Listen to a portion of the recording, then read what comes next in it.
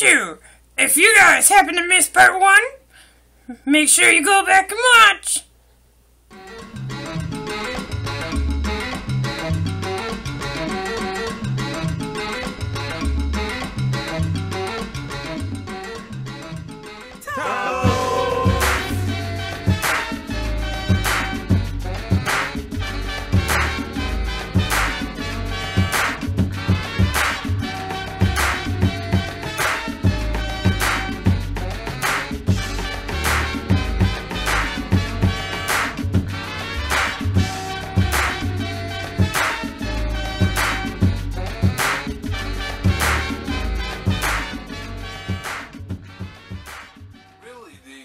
Subject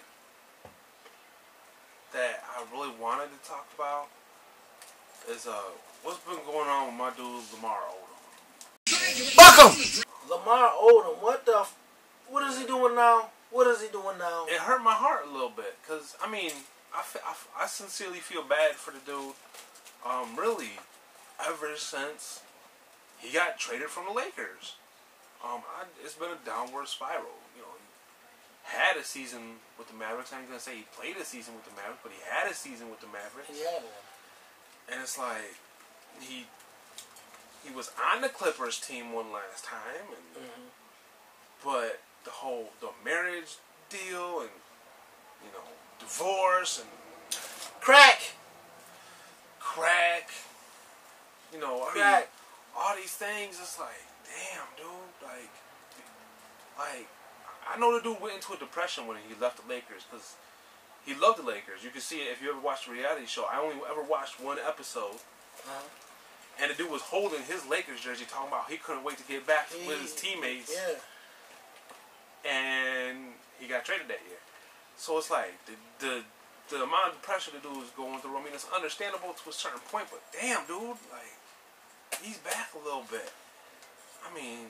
What's that shit, man? Letting the Kardashian slip through your fingers, it's like, man. Yeah. So, anyway. So, dude just happened to be outside of the place where Khloe Kardashian, his ex-wife, takes spin classes. Really? And, yeah. He wasn't even supposed to know she was there. Obviously, they were married. He knows she takes spin classes, but she takes different spin classes in different places. She figures out which one she likes the most. You know, he does not know where she goes. Somehow, he found out. And he just was there, just standing out front. Lamar Odom, standing out front. Getting the stalk on. Yeah. And she comes out. She was walking, and she looked. There he is. Stalker Texas Ranger. Got it on camera. There was a lot of pedestrians involved. People were pulling over, going, "Oh, that's Lamar Odom. Oh, that's Khloe Kardashian." Pull out the camera. Pull out the cell phone. Pull out whatever you got. Record the, whatever they're doing. It's gonna be in the news. I mean, I'm sure in cities like that, they see celebrities, all the time outside of big time businesses and stuff, but it's huge, and so people were pulling over, recording videos, and yeah, I mean, dudes telling her, hey, we gotta talk, and to me it's like, that's none of our business. But the second she says, not right now, and walks in the other direction, dude kind of grabbed her by the arm, said, I mean, that part really wasn't featured too well in the videos that I've seen, so I don't know if there was any force involved or if it was just like, hey, we really gotta talk. So I don't want to make it sound like the dude was straight up like trying to come on, let's go, bring your ass over here. I mean, as soon she started yelling, yo, you need to get off me, stop it. That's when people that are watching are that's when they're like, yo, we gotta help. Like, this dude, he might be trying to hurt her. We don't know. Right. We know the dude's history. He crack other shit. So he could be on something. How you smoke crack and eat a bunch of candy? So yeah, so you know, couple of pedestrians, civilians, whatever you want to call them, come up to them and say, "Hey, you know, we're about to call the cops." And Lamar Odom, Oh, what'd he do? he just basically yelled back, "You're not about to call the cops on Lamar Odom." He said that? Yeah. Why? Star power, I think he was going with. I mean, that's the. he had, he had the same issue that current Laker Nick Young had. He was married to somebody more famous than him. There's more people pulling over because it's Khloe Kardashian than it is people pulling over because it's Lamar Odom, especially because he's been retired for 3 years. So nobody knows who, you know, I mean, unless you are an avid basketball fan. Has it been 3 years? It's been 3 years, at least, maybe 2, but I feel like it's been 3. Seems longer than that. Because I know he was signed with the Clippers. I don't know if he ever played with the Clippers. I think it was kind of, I don't know. I might be wrong. I might be wrong. He did sign with the Clippers. I don't remember anything, you know. I don't know. But I don't really pay attention to that. I mean, I have memories of this dude coming to Lakers and for a while being the number 2 option on the team, and he wasn't the greatest number 2 option, but I remember him having big games when Kobe was out. Yeah, he has. He had some great playoff moments before Absolutely. Andrew Bynum and Paul Gasol came along, and you know, for me, it was hope.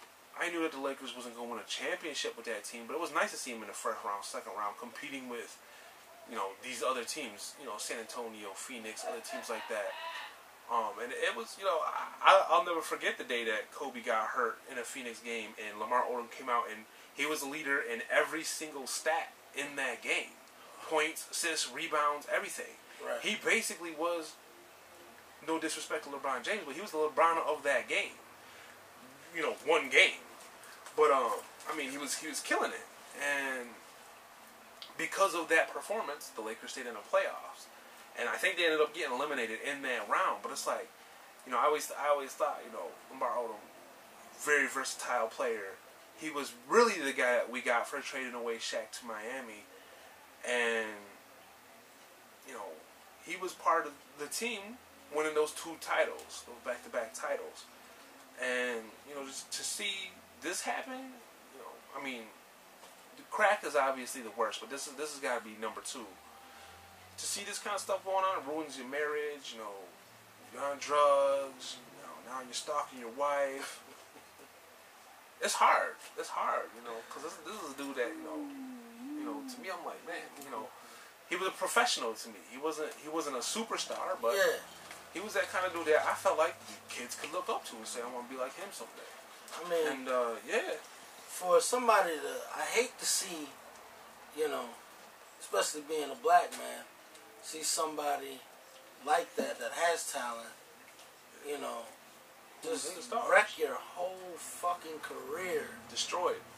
Over a drug or a female or whatever. In this case, obviously, it's drugs. Yeah. You know, combination of the both. Maybe he's not on them currently. Maybe he is.